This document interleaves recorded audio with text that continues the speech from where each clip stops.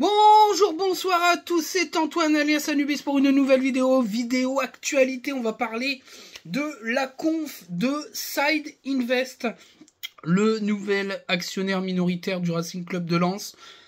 On va parler aussi du départ de Stein Pierings, qui est arrivé donc à Toulouse et qui a été officialisé dans un prêt sans option d'achat pour une saison. Gros fiasco, gros gâchis, on va en parler. Et puis, on va parler un petit peu de la conférence de presse de Franck Hayes et d'Angelo Fulgini, et puis un petit peu de l'état des troupes. Alors, avant le début de la vidéo, j'aimerais juste souligner un truc.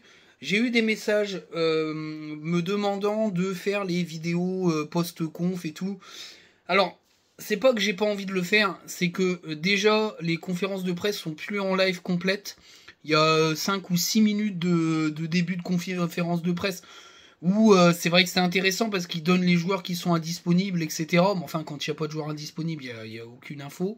Et le reste de la conférence de presse est en live tweet la plupart du temps, ou sur lensois.com, ou ce genre de site en ligne qui ont des journalistes sur place et qui font un live soit sur le site, soit sur Twitter de la conférence de presse. Ce qui me gêne en fait, c'est que c'est un live tweet, c'est une reprise des paroles de l'entraîneur, et en fait, c'est pas les paroles de l'entraîneur, parce que quand tu suis bien la conférence de presse, quand elle était en live complète et que tu regardais les messages sur Twitter, il y a une différence. Voilà. Et donc du coup, moi j'ai pas envie de faire de vidéo sur quelque chose qui n'est pas précis. D'une. De deux, quand il n'y a pas beaucoup de trucs à raconter, franchement, il n'y a pas de contenu à faire. Donc c'est faire une vidéo sur un contenu très pauvre, et franchement, j'ai pas vraiment envie de m'embêter à faire ça. Donc je comprends les demandes. On m'a dit, oh, on aime bien ton analyse, on voudra une analyse de la conf de Fraisse, de ce que tu penses par rapport aux possibles absences et tout. C'est vachement compliqué, c'est un peu brodé dans le vide. Pareil, on m'a demandé si je pouvais faire des vidéos post-groupe. C'est compliqué aussi, il y a un groupe, qu'est-ce que tu vas en tirer? Il n'y a aucune conclusion à en tirer maintenant. Voilà, j'ai pas envie de créer du contenu pour créer du contenu, surtout que c'est une période où il va y avoir pas mal de nouveaux contenus qui vont arriver sur la communauté lensoise, parce que tout le monde se lance. Tout le monde se lance sur YouTube, si j'ai bien compris, et on va pas créer du contenu pour créer du contenu. Alors après, je pense que les gens se lancent sur YouTube parce que il est très malvenu depuis la monétisation sur Twitter de créer du contenu Twitter.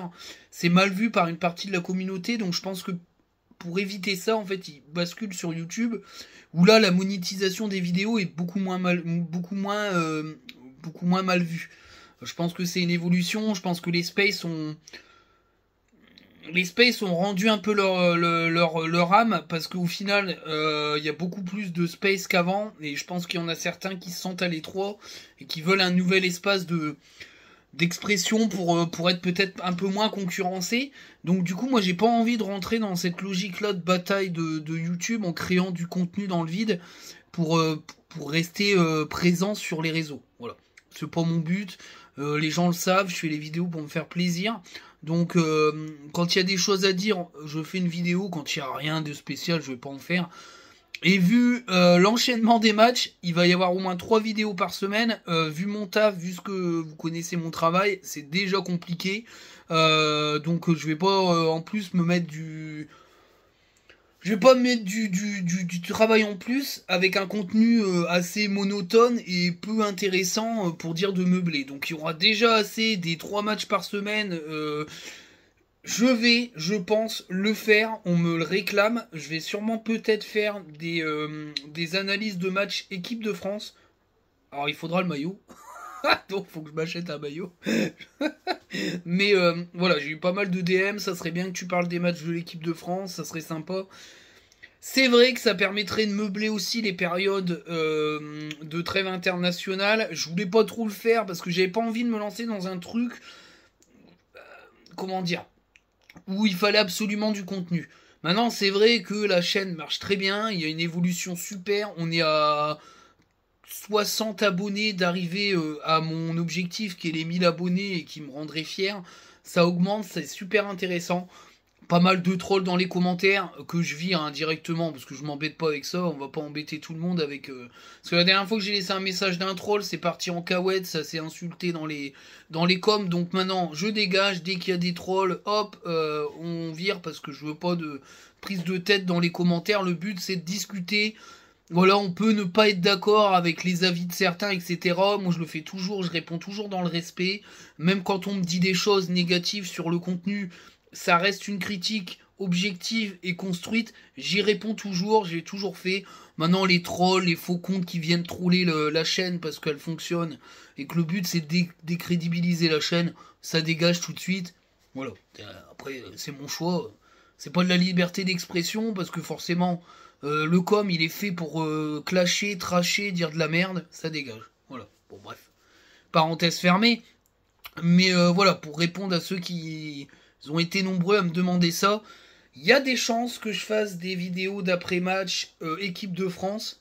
Peut-être parler de la sélection de Didier Deschamps. Voilà, si vous voulez du space opéra, Deschamps, je suis pas fan du tout, donc ça va partir en couille. Là, heureusement que j'ai pas fait la vidéo d'après-match Allemagne-France, je crois que j'aurais... C'est moins de 18 là, clairement. Donc peut-être, je vais peut-être le faire. Mais il faut que j'y réfléchisse. Je veux pas après qu'on dise que je fais ça pour la hype et les vues, je fais ça parce qu'il y a une demande. S'il n'y a pas de demande, je m'en fous. Alors, je voulais pas le... Je voulais pas.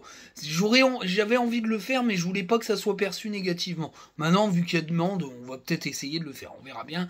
Mais il y a déjà du boulot. La semaine qui vient, il y a Lens-Metz, Séville-Lens, Lens-Toulouse. J'y vais 2 fois, donc il faudra que je fasse les vidéos, revoir les matchs la nuit, tout ça. Parce que quand je regarde les matchs au stade, j'aime bien les revoir à la maison, limite sur le fait. Je rentre, je regarde, donc je vais me coucher très tard. Quand le match est à 21h, je dors quasi pas, j'enchaîne dans la foulée. Des fois, dans l'excitation du match, j'ai pas trop sommeil, donc je préfère revoir le match dans la foulée, mais en revoyant certaines actions. Puis des fois, on voit un petit peu mieux en télévision que sur le stade, où des fois on n'est pas très concentré, où on est dans les champs et on voit pas tout. Donc voilà, c'est un peu l'histoire, un petit peu, je vous donne un peu le background du truc, mais voilà, il va y avoir du taf, quoi. Il va y avoir du taf, il va y avoir des vidéos, la Coupe de France et tout, je vais bien faire les matchs, je vais revoir les matchs, parce que je vais pouvoir faire des replays. J'ai réussi à avoir un truc sympa qui me permettra de revoir les matchs si je les loupe. C'est vraiment, vraiment super intéressant. Voilà, moi je suis super content de faire ça, les retours sont hyper positifs. Après, comme tout, quand tu fais des choses, t'es toujours enclin à être critiqué et à être attaqué par des gens qui, eux, ne font rien et disent, de toute façon, moi, je ferai pas de cette merde-là, je préfère rien faire. Ok, les gars, mais, enfin, voilà. C'est toujours un peu ça, et c'est comme ça, c'est une mentalité aussi de ce pays qu'est la France, c'est que les gens sont beaucoup dans l'aigreur et dans l'espèce de rancœur et de jalousie, parce que au fond d'eux-mêmes, les gens font des choses qu'ils aimeraient faire et qu'ils n'arrivent pas à faire. Ça a toujours été ça, hein, c'est un peu le pays qui est comme ça. Ça a toujours existé et c'est un petit peu de pire en pire, je trouve.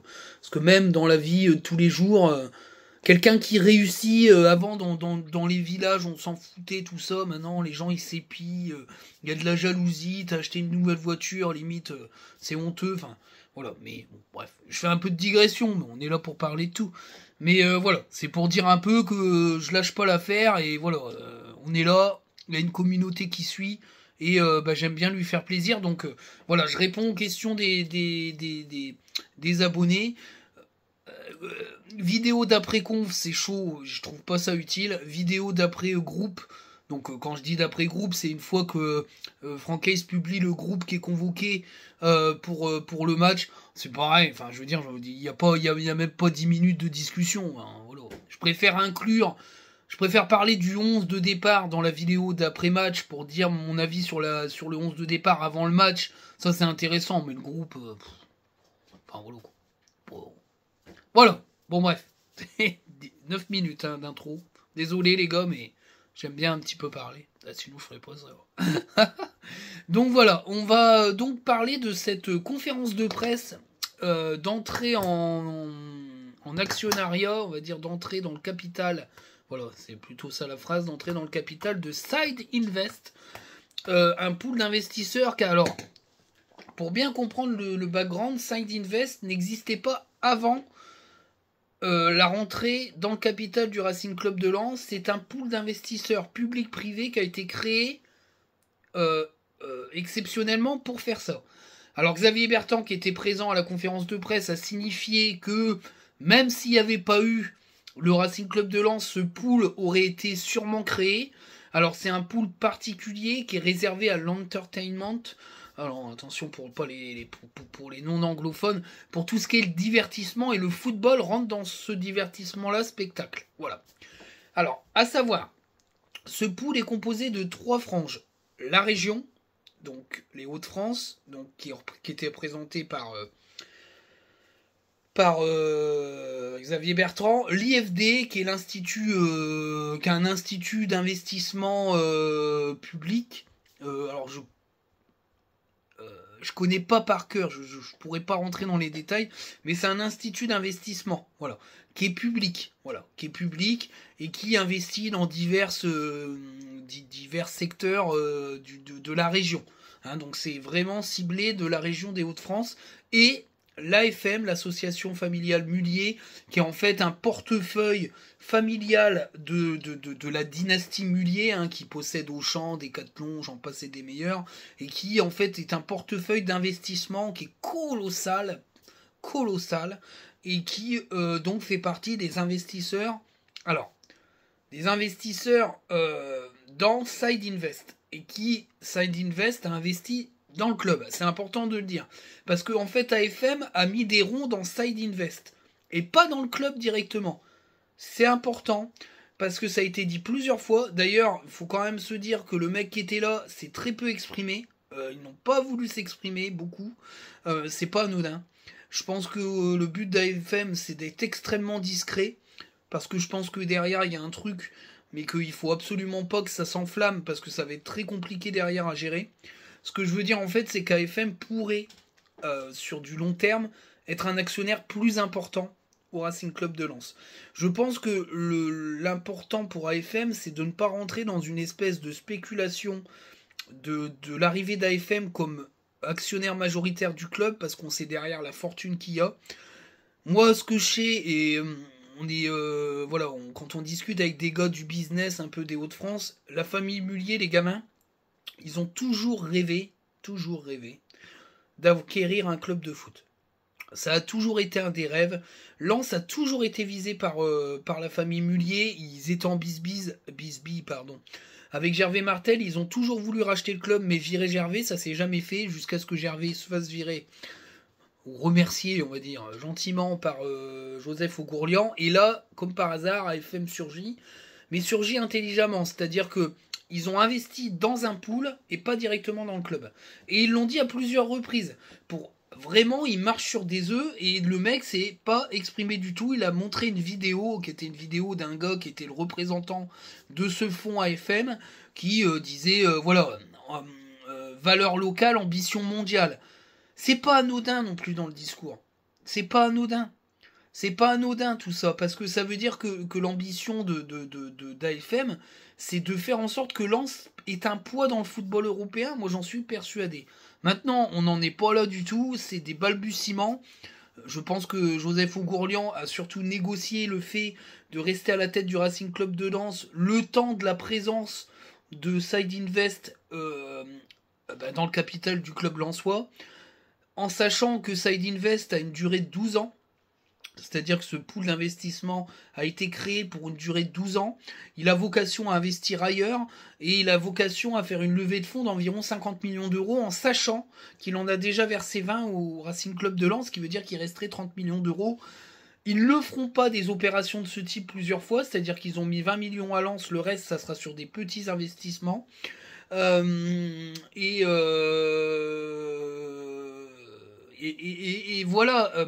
ce qu'il faut dire, c'est que Side Invest est là pour donner un coup de pouce au club, et finira par avoir un ticket de sortie. Le ticket de sortie, il a été géré sur une moyenne distance, c'est-à-dire que la durée de vie de Side Invest est 12 ans. Ils ont mis un ticket de sortie à moyenne distance, on est sur du 4, 5, 6 ans. Et Joseph Augourlian a négocié d'être à la tête du club tant que Side Invest est encore actionnaire du club. Ce qui veut dire qu'il s'est laissé entre 4 et 5 ans, à date d'aujourd'hui, pour habiller la mariée, clairement, moi je le vois comme ça, et revendre le club.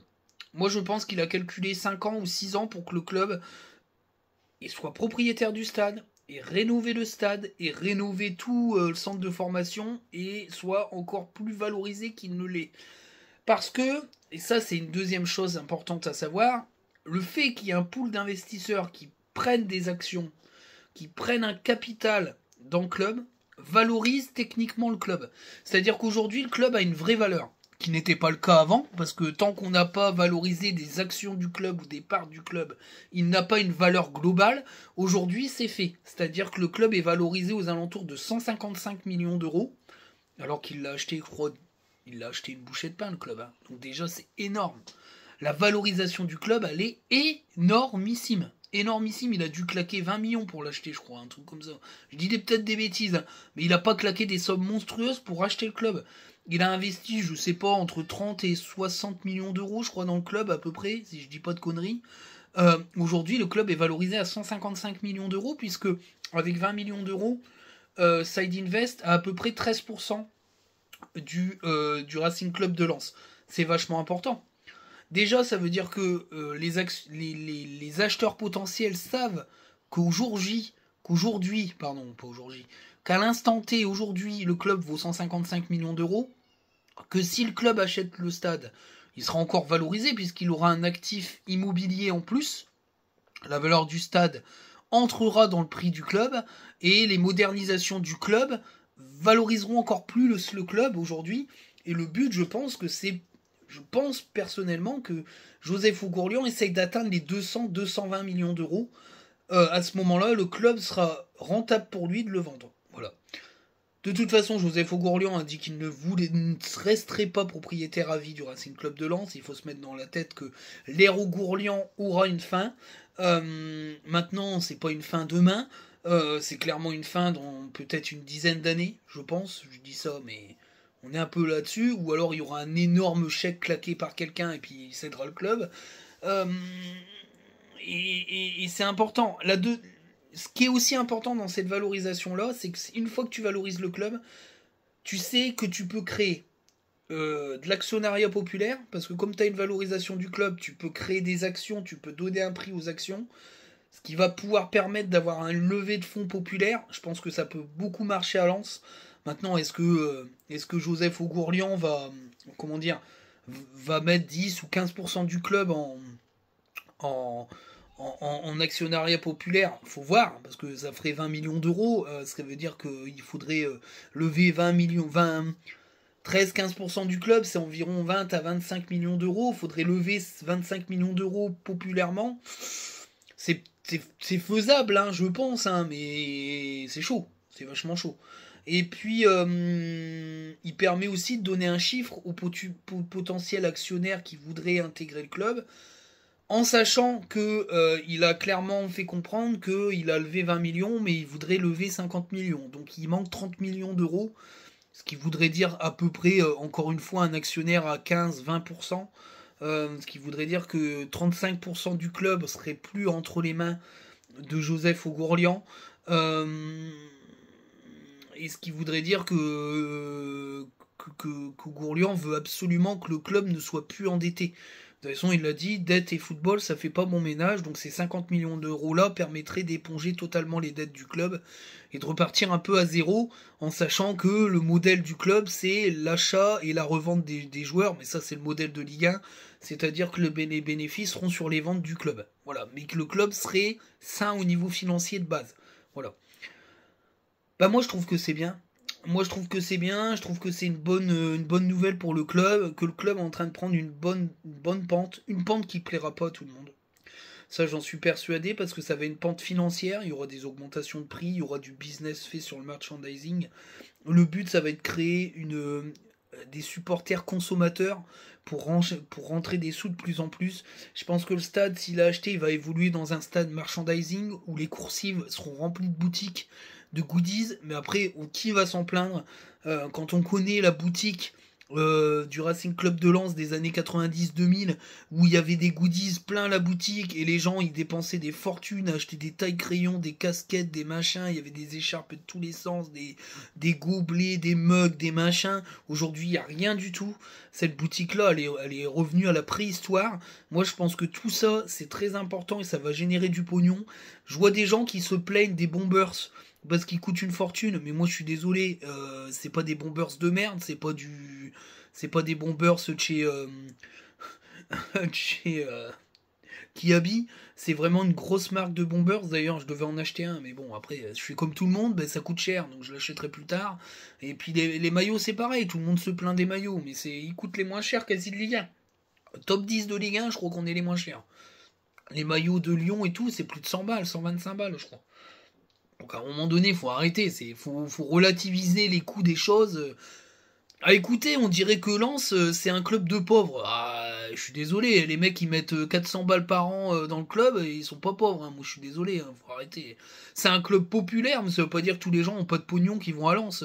Vu ce qu'ils claquent à la buvette, à la friterie et compagnie, il y a du pognon, hein. Moi je suis désolé, mais les gens ils consomment. Donc à un moment donné, faut arrêter de se plaindre, de dire que on devient un club de Bourges. Non, il faut bien valoriser le club. Ça n'a pas été fait pendant la fin de l'ère Martel. On a mangé nos morts pendant 10 ans parce que Martel a mal géré le club et a mal géré le virage business du foot. Bah, aujourd'hui, il faut qu'on rattrape ce retard pour redevenir un grand club. Le but, c'est d'être un grand club, de voir des beaux joueurs, de voir du beau football et de prendre du plaisir à regarder l'équipe jouer. C'est pas juste le blason et puis les lampes de mineurs. Ça fait partie de l'histoire du club, mais à un moment donné, il faut que le club se modernise. Enfin, après, c'est ma vision. Alors, je suis pas du bassin minier, donc j'ai peut-être un attachement aux mines un peu plus éloigné. Mais je pense qu'on peut rester connecté à l'histoire du club et faire du club un club moderne qui tient la route. Ça se fait très bien dans d'autres clubs, à l'Ajax, à l'Atlético ou même dans des clubs de première ligue qui tiennent la route et qui gardent leur esprit d'antan. Donc c'est tout à fait possible. Faut arrêter d'être tout le temps buté à la modernité ou à l'évolution. On peut pas rester un club tout le temps un peu dans la moyenne, accessible, etc. financièrement. Faut que ça monte parce qu'on finira par s'écrouler et rebouffer de la Ligue 2. C'est bon, on en a assez mangé. Donc moi je suis d'accord avec ça. Moi je trouve que c'est une bonne évolution. Rentrer dans le foot business tout en gardant certaines valeurs et en étant vigilant, ça peut fonctionner. Et d'ailleurs l'IFD, qui est pas du tout fan de foot parce que le président a dit moi le foot je veux pas investir là-dedans, ils ont analysé le club, le business plan, les projections, etc. Ils ont dit banco on y va. Donc c'est propre. Donc ce qu'a fait Joseph Ougourlian et ce qu'il a présenté aux différents investisseurs a intéressé ces investisseurs-là et a fait en sorte qu'ils investissent. Donc moi je trouve que les choses sont propres. Et c'est très bien comme ça. C'est une très très très bonne nouvelle pour le club. On espère que ça va évoluer. Plus il y a de pognon, plus tu peux recruter, plus t'es performant, et plus le baseball ou le football qu'on produit va être de qualité, on va voir des belles choses. Et on vivra des belles épopées, que ce soit en Coupe de France, en championnat ou en Coupe d'Europe. C'est ça l'histoire d'un club. C'est pas juste la place à 5 euros et puis les maillots à 12 balles. Non, il faut évoluer. Voilà. D'ailleurs, ce qui est marrant, alors, c'est un autre point. Pour l'achat du stade, il a été clair. Cet actionnariat n'a rien à voir avec l'achat du stade. C'est un actionnariat généraliste, c'est-à-dire qu'il donne une somme sans contrepartie. Il n'y a pas d'obligation de direction pour cet argent. Ils peuvent l'utiliser pour les infrastructures, pour acheter des joueurs, etc. Il n'y a pas d'obligation. Le stade, ça sera un autre pan, un autre dossier différent dans lequel peut-être le club sollicitera ce pool d'investissement pour y mettre un peu de maille, mais ça sera un petit peu et ça sera un investissement beaucoup moins important. Par contre, le club pourra peut-être jouer sur l'autre investisseur à 50 millions pour tenter d'acheter le stade. Alors, il avait fait une blague au Gourlian sur le toit du stade, le fameux toit, considérant que ils n'avaient pas prévu de toit pour le stade, les architectes, mais avec le réchauffement, il a fait une blague sur le réchauffement climatique, mais il semble vouloir aller sur la création d'un stade avec un toit. Le problème, c'est que ça va faire du vent debout, parce que si tu crées un toit, t'es obligé de fermer les virages, clairement, parce que tu peux pas créer un toit avec des trous. Donc c'est sûr et certain que s'il y a une création de toit avec une fermeture des virages, tu peux être certain que ça va être la misère, et de toute façon ça va être hors de prix. J'ai du mal à croire que le club aille là-dessus. Mais en tout cas, il y aura une modernisation du stade après l'achat. À mon avis, ça sent ça. Hein. Alors après, dans quel sens, j'en sais rien du tout. Après, ça, c'est de la spécu. Mais l'histoire du toit, c'est impossible de faire un toit avec des tribunes séparées. Hein. T'es obligé à un moment donné de fermer autour. Ça n'a pas de sens sinon. Et donc, c'est pas un toit. Mais un toit, là où il y a de l'espace, du vent qui rentre, bah, le toit, il protège rien parce que le vent, il passe sous le toit. Voilà. C'est aussi simple que ça. Donc je pense pas que ça sera faisable. Mais c'était un peu une boutade. Il était un peu dans l'analyse que le stade lui convenait, ne lui convenait pas architecturalement. Oh la vache, ça va être dur à dire ça. Le stade ne lui convenait pas architecturalement parlant. Oh la vache. Ouais, c'est dur à dire les gars. Ouais. J'essaye de sortir des belles phrases, mais en fait j'y arrive pas. Architecturalement parlant. D'ailleurs je ne sais même pas si ça se dit, mais c'est joli. Vous m'avez compris les gars, vous m'avez compris. Mais voilà, c'est vachement intéressant. C'est vachement intéressant.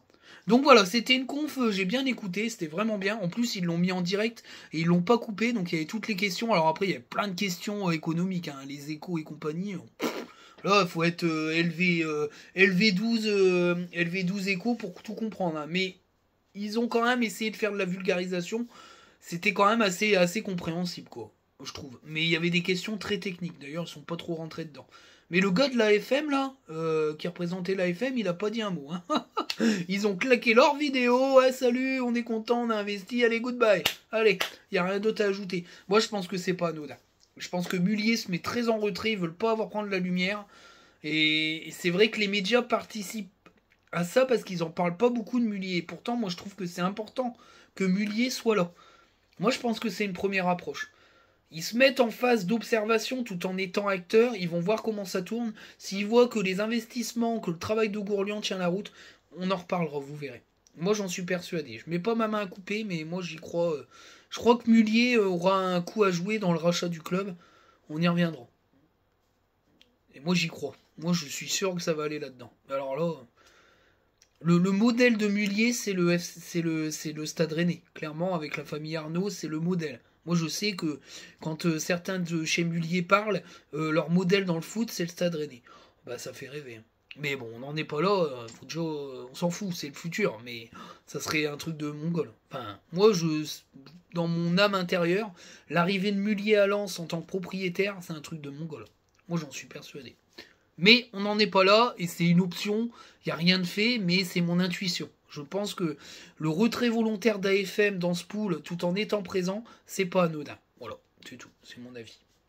Voilà, pour le sujet Side Invest. Alors, on va arriver au sujet Spearings. Oh, j'ai pris des saucés, mon gaillard, mais j'en ai rien à foutre. Pourquoi j'ai pris des saucés? Alors, j'ai pris des saucés parce que j'ai commenté un article de l'équipe dans lequel il était écrit que l'ami Samed conciliait mal de jouer avec Spearings. Moi, je vais vous dire, j'en ai tiré une conclusion qui n'a pas été appréciée par certains. Ça, je m'en fous. Parce que j'ai le droit d'avoir mon avis. Après, les gens ont le droit d'avoir le leur. Après, ils peuvent dire ce qu'ils veulent. Alors après, certains me l'ont dit en DM, on a discuté, il y a toujours eu du respect avec ces gens-là, même s'ils n'ont pas forcément la même vision et qu'ils ont trouvé ça extrêmement dur de ma part de dire ça sans avoir vraiment l'info. D'autres me l'ont dit beaucoup plus vulgairement, mais bon, les cassos, c'est les cassos, hein, c'est comme d'habitude, ils savent pas parler sans insulter, donc c'est comme ça. Hein. Moi j'ai été éduqué par eux, désolé je vous dis, c'est la vie. Mais mon avis sur cet article, c'est qu'il n'y a pas de fumée sans feu. Si cet article dit que Samed n'a pas concilié le fait de jouer avec Spearings, c'est pas qu'une analyse de terrain, c'est qu'il y a eu des choses de dites. Et je pars du principe que si c'est le cas, bah c'est vraiment un sacré culot de la part de Samed, qui est éclaté au sol depuis les matchs de prépa et début de saison, qui arrive avec du poids, en plus, qui n'a pas fait la prépa estivale, c'est-à-dire le programme sportif estival des vacances, les boîtes de nuit, il a d'ailleurs eu les mêmes critiques dans l'équipe nationale du Ghana, où ses matchs ont été critiqués, il n'a pas été bon. Aller se répandre de manière directe ou indirecte par le biais de proches ou qui que ce soit du fait qu'il n'arrivait pas à bien jouer avec Spearings, je trouve ça éclataxe. Parce que c'est vraiment contre-productif. Maintenant, c'est ma vision. Peut-être que c'est qu'une analyse de terrain, mais comment c'est tourné, moi je trouve que c'est pas qu'une analyse de terrain parce que ça aurait été écrit du bord de la pelouse, Samed n'a pas réussi à bien jouer avec Spearings. Non, non, ça n'a pas été dit comme ça. Donc pour moi, il y a anguille sous roche et je dis juste que si c'est le cas et si le joueur a parlé en off d'une difficulté à jouer avec Spearings, ben je trouve ça bien culotté parce que même avec Diouf, il a été éclaté au sol, même s'il a fait une bonne mi-temps, je sais plus contre Rennes, mais c'est qu'une mi-temps. Il a provoqué le penalty, il a fait plein d'erreurs, il savait plus jouer après. Moi, je suis désolé, dans ces cas-là, il peut dire aussi qu'il sait pas jouer avec Diouf. Hein. Donc moi, je trouve ça très, très, très culotté, si ça s'avère être vrai. C'est mon intuition, je dis pas que j'ai des infos, j'en ai aucune là-dessus, je suis pas insider, mais pour moi, l'article, ça sentait ça. Voilà. C'est tout. Mais j'enverrai un message au gars qui a fait l'article pour savoir si c'est une vision de terrain ou des échos d'une façon de penser du joueur. Voilà. Mais moi, j'ai l'impression que c'est ça. Comment c'est tourné, j'ai l'impression que c'est ça. Voilà. Et moi, je trouve ça extrêmement grossier. J'ai pris, du coup, une saucée parce que j'ai dit il ferait mieux de s'occuper de lui, de ses pénaux de merde et ses passes de brin, plutôt que d'aller cracher sur la gueule du collègue. Voilà. Après, c'est dit un peu méchamment, c'est vrai. Vous me connaissez. Je ne suis pas toujours enclin de politesse, mais Samed me gave tellement que là, franchement, j'ai du mal. Hein. Entre lui et des PDC, on y reviendra après, j'ai vraiment du mal. Alors, Spearing saute, il est prêté sans option d'achat à Toulouse, ce qui veut dire qu'il ne reviendra à Lens que pour être vendu. Donc ça dépendra de la saison qu'il va faire avec Toulouse. Quand je vois le sourire qu'il a arboré et l'accueil du club toulousain, des supporters toulousains à l'aéroport, on se dit quand même qu'il y a eu un énorme souci à Lens. Alors, pareil, dans les commentaires de son arrivée à l'aéroport, des insultes de gros cassos de mort qui ne lui ont laissé aucune chance et qui lui chient à la gueule. Je trouve ça honteux alors que nos défenseurs sont pas bons, nos milieux de terrain sont pas bons, devant c'est pas bon, et ils critiquent. Non, ils critiquent pas, hein, c'est... On suce bien la tub, on est deuxième, non, mais on n'est plus deuxième là. On a été deuxième. On redémarre la saison, les mecs, ils ont pas switché non plus, hein, les supporters. Hein. Faut pas toucher à l'équipe, puis pas toucher à Francaise, puis pas toucher à ceci, puis pas toucher à cela. Puis quand on sera dans la merde dans quelques matchs, je ne le souhaite pas, et que l'équipe sera au ras des pâquerettes, ça sera les premiers à dire Ace d'émission, direction de merde avec vos choix de merde. On les connaît, hein, les gars de Joe, qui n'ont pas de cerveau. Mais j'ai trouvé ça dégueulasse, faut le laisser tranquille, Spearings. Ah, mais il est sorti, oui, en faisant la gueule, il a pas serré la main, machin. Bon, c'est bon, voilà. Combien de joueurs ont fait la gueule en sortant? On n'en fait pas des... Parce que dans l'article, les coéquipiers ont été choqués ou je sais pas quoi. C'est bon, des pataquès aussi. Il y a l'impression quand même que le groupe a un petit peu chié sur la gueule à Spearings. Après, il l'aura peut-être bien rendu parce qu'il s'est pas très bien intégré, mais... Les soucis d'intégration existent, hein, ils ont été cités dans les médias. Moi, je pense qu'il y a un groupe qui s'est formé autour de cette qualif et qui est peut-être beaucoup moins accueillant que les années précédentes et ça pose peut-être un problème d'intégration des nouveaux venus. Alors Diouf, de par son leadership et du fait qu'il remplaçait Kofofana naturellement, a peut-être réussi à lui s'intégrer mieux. Les autres recrues, c'est un peu plus compliqué, moi je trouve. Hein. Après, à voir, parce que Aguilar et Fetou Mawassa, c'est pas des tombés du nid, c'est des mecs qui avaient du leadership dans de grandes équipes, Monaco et Rennes, on leur chiera pas dans la gueule comme ça, eux, hein. Ça c'est sûr et certain. Donc peut-être que la hiérarchie des cadres va changer avec ces deux nouveaux joueurs-là, mais voilà. Après, les joueurs, ils sont bons, hein, et s'ils ont fini deuxième, ils sont bons, mais il faut qu'ils sortent les doigts du cul, clairement. Donc, tout mettre sur le dos de Spearings, c'est tout et la faute de Spearings, j'ai vu ça dans des coms, c'est Spearings, maintenant ça va aller mieux. Ah, les gars, arrêtez. Arrêtez, c'est honteux, c'est honteux. C'est pas digne de nos valeurs de chier sur la gueule d'un joueur qui est même pas responsable du début de saison puisqu'il a pas joué tous les matchs, donc c'est honteux. Bref, mais il est plus là. Moi, je pense que c'est une bonne chose parce que c'était plus possible. Je pense qu'il était très malheureux de la situation et ça pouvait pourrir le vestiaire. Donc, exfiltration express, c'est très bien pour lui, pour le club. Moi, je trouve que ça a été fait intelligemment. Voilà, moi, la seule chose que j'ai à dire, c'est que c'est un énorme gâchis, que pour moi, je ne vois pas l'intérêt d'avoir pris Spearings, même gratuitement, si t'étais sûr à 80% qu'il allait pas s'intégrer à un pivot à deux. Je pense que c'est vraiment du bricolage de recrutement, comme Berg, comme Poreba, d'aller chercher des joueurs que Hayes n'avait pas forcément ciblés dès le départ et qu'il valide parce qu'il y a une entente avec tout le monde, mais le problème il est valide et ça foire. Donc moi je pense qu'au milieu de terrain il y a un gros souci, je l'ai déjà dit plein de fois, et c'est pas anodin qu'on fonce sur des... Le problème de ce mercato c'est qu'ils a voulu absolument Lévi Garcia, donc ils ont foncé à fond, ils ont perdu du temps, il a voulu absolument Abidjara, ça ne s'est jamais fait, ça on a perdu du temps, et au final on finit avec Nampalis Mendy hors période de mercato, donc c'est un échec, clairement. Spearing c'est un énorme échec, et ça ternit ce mercato qui en termes de nom, je le répète, je le rappelle, est très bon en termes de nom, mais en termes de timing est très mauvais, et c'est une leçon à tirer de ce mercato. Quand ça pue, que c'est trop long, il faut zapper et enchaîner parce qu'il y a d'autres secteurs à gérer et ils n'ont pas été gérés pour moi. Parce que derrière, il y a Kuzanov qui a été recruté. C'est trop peu. Même si Mawassa peut jouer défenseur central gauche, c'est corps du bricolage, quoi. C'est corps du bricolage. Alors le seul point positif, bien sûr, c'est qu'on a doublé vraiment nos couloirs et on a 2 véritables titulaires pour un poste. Ce qui n'est pas le cas dans tous les autres secteurs de l'équipe, mais ça, après, c'est un choix de la direction. On verra si c'est un choix payant de mettre de très jeunes joueurs qui sont à Paris, quoi, hein, clairement. Voilà. Bon, je reviens un peu sur le bilan de ce mercato, mais voilà, Spearings, le verre dans la pomme, il a été enlevé, quoi. Clairement, on va dire ça. Même si c'est méchant pour lui, je pense que sa situation mauvaise pouvait contaminer le vestiaire et contaminer le sportif. Je pense que c'est bien de l'avoir exfiltré. Je lui souhaite en tout cas bon retour à Toulouse, parce que moi, contrairement au Footix et au Gogol, je crache pas sur les gens. C'est un excellent joueur, ça a pas marché, il a floppé, bon bah c'est tout, et sayonara Gaillard. Parce que je pense que si on avait eu 8 ou 9 points, on lui cracherait pas la gueule comme ça. Je pense que c'est surtout parce que les gens sont dépressifs de la situation sportive du club et du nombre très, très faible de points que il faut un bouc émissaire et chier sur la tronche de Spearings. Je trouve ça lamentable, comme d'habitude. De toute façon, on a toujours une partie de gens lamentables dans cette commu. Enfin, c'est partout, c'est dans n'importe les autres communes, les autres clubs aussi, mais c'est lamentable, quoi. C'est lamentable. Voilà, c'est mon avis. Putain, 36 minutes. Oh bah, c'est une longue vidéo, dis donc.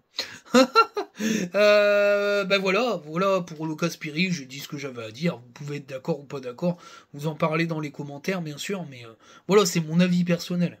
Je vais quand même faire flyer. C'est mon avis, tout court. Ah bah là, ça y est, le professeur, il va me touer, là. Je le dirai plus. Mais c'est dur, hein. C'est dur, c'est dur, je fais toujours ça. C'est pas bien. Je sais plus. Comment ça s'appelle, hein, Ah, ça a un nom, vous me le direz, le professeur. Comment c'est quand on dit 2 mots qui signifient la même chose? Non, pas tautologie, une redondance?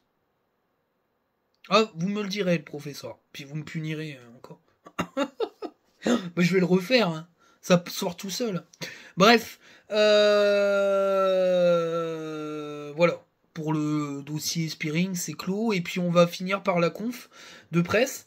Très intéressante, ma foi. Enfin, ce que j'ai vu, les 5 minutes, qui était intéressant. D'ailleurs, on va commencer par les joueurs incertains. Alors ça, Aïdara incertain, Diouf incertain, Mendy incertain. Machado va rentrer de sélection très tard. Il vient de rentrer, ou il rentrera demain.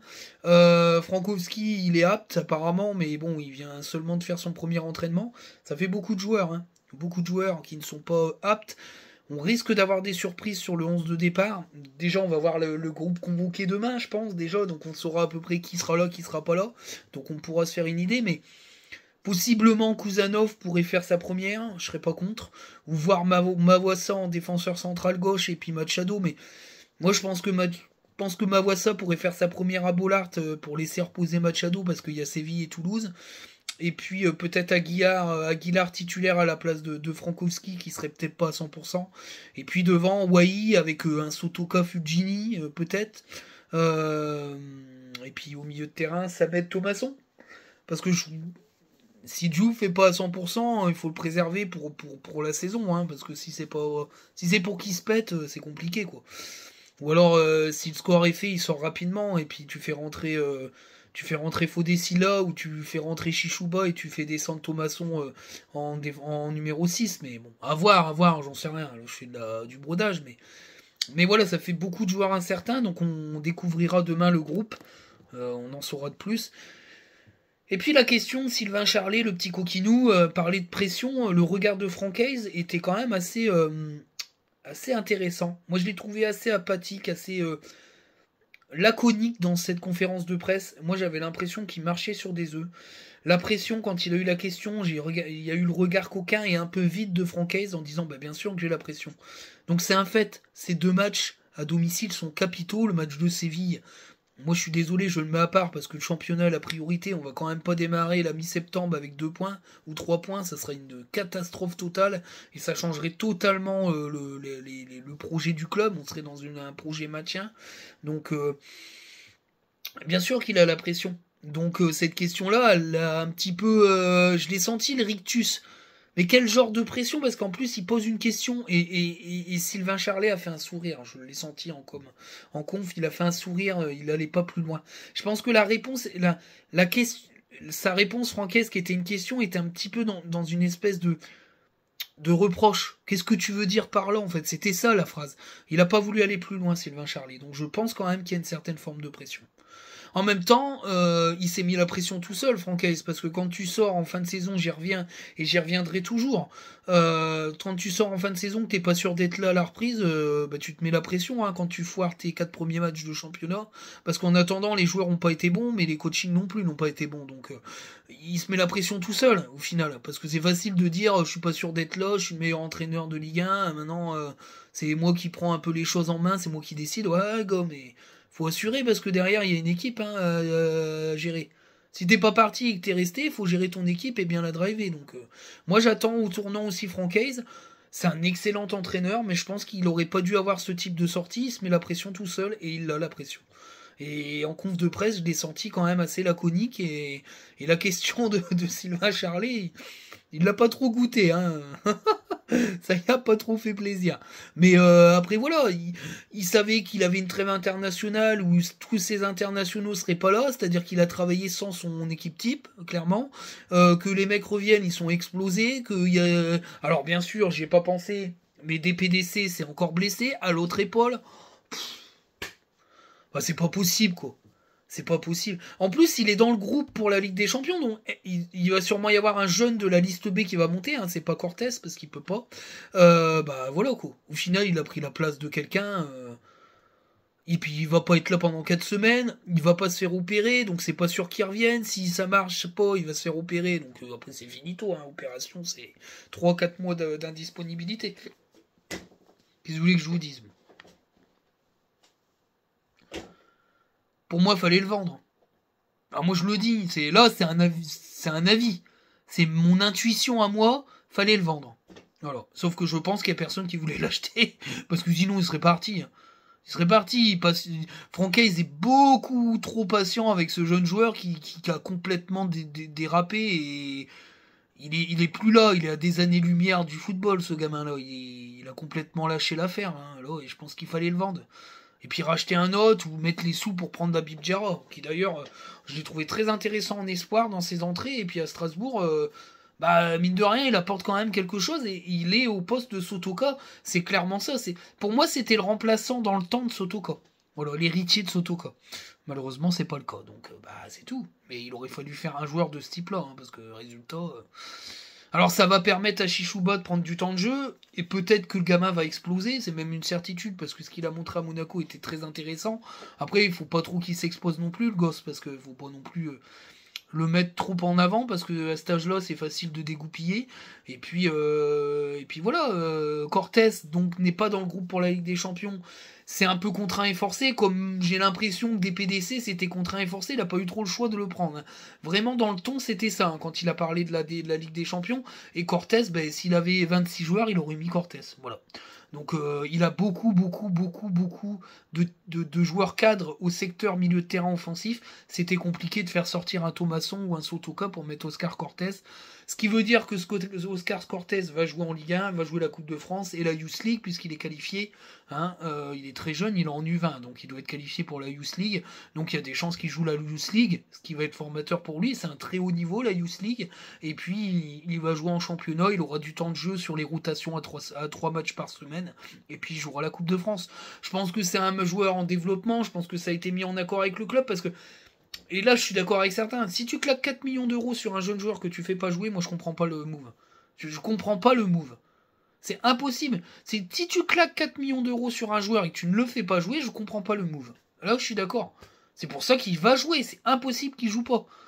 Enfin, je veux dire, s'ils mettent 4 millions d'euros au joueur et que c'était un pari, enfin, j'espère quand même qu'ils ont mis 4 millions d'euros sur un joueur qu'ils considèrent être un très bon joueur et un futur crack. Parce que s'ils ont acheté le joueur et qu'ils se disent putain la trompette, ouais, ça me paraît quand même énorme de claquer 4 millions dans le vide comme ça. Ils ont des certitudes, c'est obligé. Donc il va jouer le gamin. Et je peux pas penser autrement. Donc voilà un petit peu le topo, voilà les actualités. J'espère que la vidéo va vous plaire. Road to 1000, toujours. N'hésitez pas, si vous n'êtes pas abonné, vous vous abonnez, parce que je suis à plus de 2000 vues par vidéo, et puis j'ai pas 2000 abonnés. Alors j'aimerais bien une vue, un abonné. Non, je plaisante. Mais il y a toujours plus de vues que d'abonnés, c'est normal. Il y a des gens qui s'abonnent jamais, donc... et qui regardent des vidéos. Moi, je suis dans ce cas-là, je regarde beaucoup de vidéos, je m'abonne jamais à toutes les chaînes. Donc voilà, non, je vous dis ça en déconnant, mais on y arrive, et c'est grâce à vous.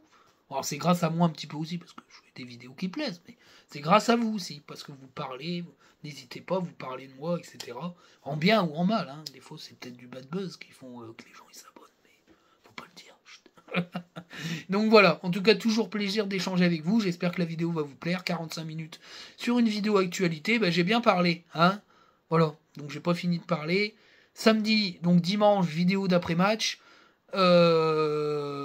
Jeudi, vidéo d'après-match. Et puis lundi d'après, vidéo d'après-match. Voilà, vous avez un peu le topo. Sur ce, ciao les amis, à bientôt.